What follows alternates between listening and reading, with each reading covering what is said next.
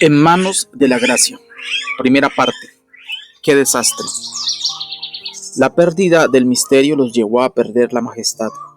Mientras más sabemos, menos creemos. No es de extrañarse que no nos maravillemos. Pensamos que lo tenemos todo resuelto. Extraño, ¿no crees? Saber su funcionamiento no debería dejar de maravillarnos. El conocimiento debería estimularlo. ¿Quién tiene más razones para adorar que el astrónomo que ha visto las estrellas? ¿O el cirujano que ha tenido en sus manos un corazón?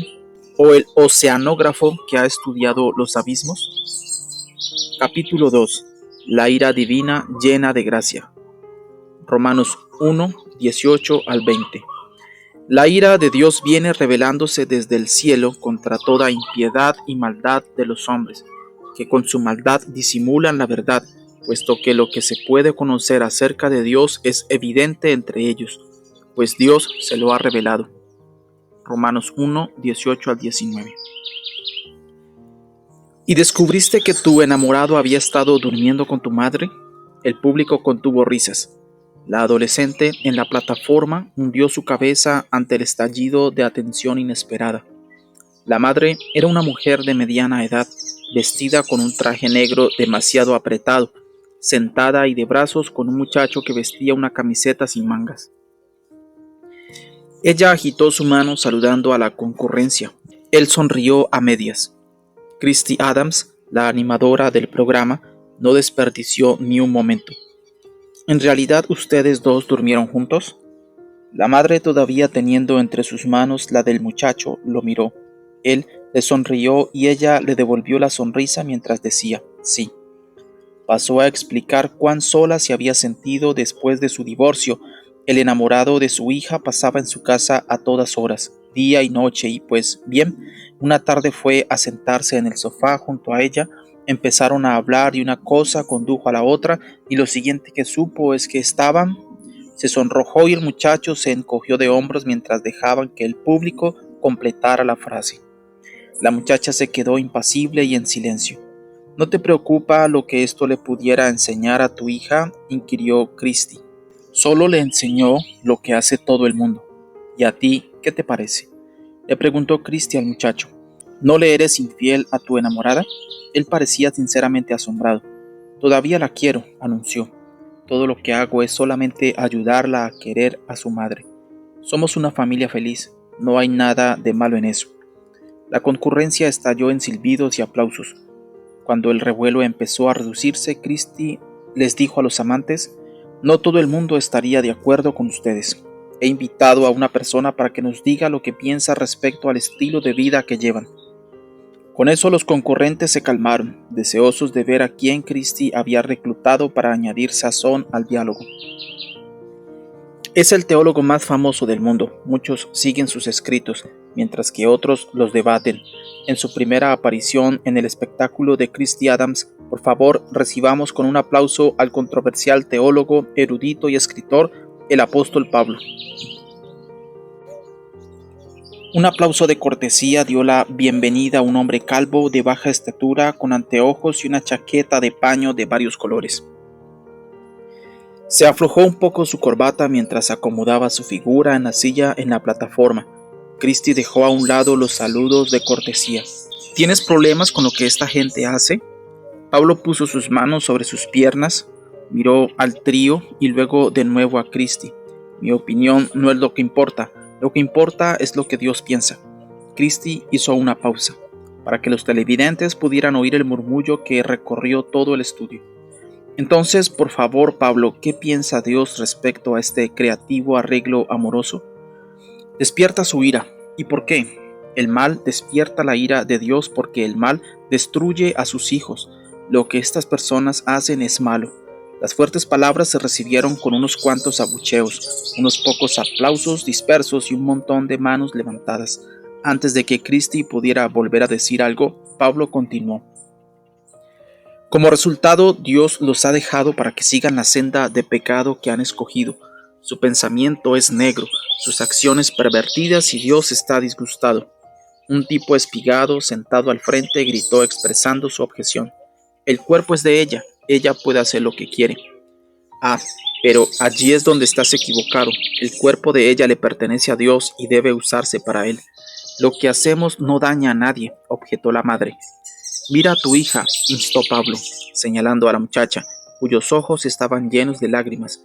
¿No puedes ver cuánto daño le has hecho?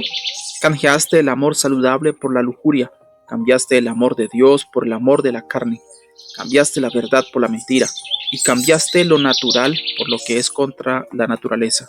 ¿Te das cuenta de cuán estrafalario suenas? Toda esa charla acerca de Dios, del bien y del mal y de inmoralidad. ¿No piensas que estás fuera de la realidad?, dijo Christie sin poder contener más su cólera. ¿Fuera de la realidad? No. Fuera del lugar sí, pero fuera de la realidad difícilmente. Dios no se queda en silencio mientras sus hijos dan rienda suelta a la perversión. Nos deja que sigamos por nuestros caminos de pecado y que cosechemos las consecuencias. Cada corazón destrozado, cada niño que nace sin que lo quieran, cada guerra y tragedia tiene su raíz en nuestra rebelión contra Dios. El público se puso de pie de un salto. La madre puso un dedo en la cara de Pablo y Christie se volvió a la cámara, deleitándose del pandemonio. Tenemos que ir a comerciales, gritó por encima del bullicio. No se vayan. Tenemos más preguntas para nuestro amigo el apóstol. Dios detesta el mal. ¿Qué te pareció el diálogo anterior? ¿Áspero? Pablo fue demasiado intolerante. ¿Irreal? La escena fue demasiado extravagante. ¿Ridículo? Nadie aceptaría tales convicciones. Cualquiera que sea tu respuesta, es importante notar que aun cuando el libreto es ficticio, las palabras de Pablo no. Dios está contra toda impiedad e injusticia de los hombres. Romanos 1:18. Aquel que nos insta a aborrecer lo malo, según Romanos 12:9, aborrece lo malo. En 3 escalofriantes versículos Pablo afirma: Dios los dejó caer, Dios los dejó desbordarse, Dios los abandonó a que hicieran lo que sus mentes corruptas pudieran concebir. Romanos 1:24, 26 y 28. La ira de Dios está contra el mal. Para muchos esto es una revelación. Algunos dan por sentado que Dios es un atosigado director de escuela secundaria, demasiado atareado controlando los planetas como para notarnos. No es así. Otros dan por sentado que Él es un padre indulgente, ciego a la maldad de sus hijos. Falso. Otros más insisten en que nos ama tanto que no puede enfadarse contra nuestra maldad. No comprenden que el amor siempre aborrece el mal. Dios tiene todo el derecho a airarse. Muchos no comprenden la ira de Dios porque la confunden con la cólera del hombre. Las dos cosas tienen muy poco en común. La cólera humana es típicamente egoísta y proclive a explosiones de rabietas y acciones violentas. Perdemos los estribos porque se nos echan a un lado. Nos descuidan o engañan. Esta es la ira del hombre, no es sin embargo la de Dios. Dios no se encoleriza porque no se sale con la suya. Su ira se debe a que la desobediencia siempre resulta en autodestrucción. ¿Qué clase de padre se queda impasible observando que su hijo se daña a sí mismo? ¿Qué clase de Dios haría cosa semejante? ¿Piensas que se ríe del adulterio o sonríe ante el homicidio? ¿Piensas que se hace de la vista gorda cuando producimos programas de televisión basados en placeres perversos? ¿Mueve la cabeza y dice, los seres humanos siempre serán humanos? Pienso que no. Toma nota y subráyalo en rojo. La ira de Dios es legítima. Dios es un Dios santo. Nuestros pecados son una afrenta a su santidad. Muy limpio eres de ojos para ver el mal, ni puedes ver el agravio. Habacuc 1:13. Dios se encoleriza contra el mal que arruina a sus hijos. Mientras Dios sea Dios, no puede contemplar con indiferencia que se destruya su creación, ni que se pisotee su santa voluntad. No tenemos excusa. Mi padre tenía una aversión similar al alcohol. Jack Lucado detestaba el licor en todas sus formas, porque conocía su poder destructor. Su naturaleza amable se enervaba con solo pensar en la embriaguez. No me cabía la menor duda de que aborrecía el licor y de que no quería que sus hijos tuvieran algo que ver con eso. Pero los hijos no siempre oyen a sus padres. Cuando tenía 15 años me propuse emborracharme y lo logré. Bebí cerveza hasta que empecé a ver doble y luego regresé a casa y vomité hasta que ni siquiera podía sostenerme de pie. Mi padre vino al baño, percibió el tufo de la cerveza, me lanzó una toalla y se alejó disgustado. Me fui a tropezones hasta mi cama sabiendo que estaba en serios aprietos. Me desperté temprano a la mañana siguiente. No había manera posible para disfrutar el placer de dormir hasta que se me pasara la resaca. Mientras me duchaba trataba de pensar en una explicación. Mis amigos me obligaron a hacerlo, o fue un accidente, o alguien debe haber echado licor en el refresco, pero una alternativa que nunca consideré fue aducir ignorancia. Ni por un instante pensé en decir, nunca me dijiste que no debía embriagarme. No solo hubiera sido mentira, sino también hubiera sido una difamación contra mi padre. ¿No me lo había dicho? ¿No me lo había advertido? ¿No había tratado de enseñarme? Sabía bien que no podía decir que no sabía bien. No tenía excusa. Según Pablo, no la tenemos. En algunas de las palabras más impresionantes de la Biblia dice, porque lo que de Dios se conoce les es manifiesto, pues Dios se lo manifestó, porque las cosas invisibles de Él, su eterno poder y deidad, se hacen claramente visibles desde la creación del mundo, siendo entendidas por medio de las cosas hechas, de modo que no tienen excusa. Romanos 1, 19 y 20. No tenemos excusa debido a que Dios se nos ha revelado mediante su creación. El salmista escribió, los cielos cuentan la gloria de Dios y el firmamento anuncia la obra de sus manos. Un día emite palabra a otro día y una noche a otra noche declara sabiduría. No hay lenguaje, ni palabras, ni es oída su voz. Por toda la tierra salió su voz y hasta el extremo del mundo sus palabras. Salmo 19, 1 al 4. Cada estrella es un anuncio, cada hoja un recordatorio. Los glaciares son megáfonos, las estaciones son capítulos, las nubes son banderas.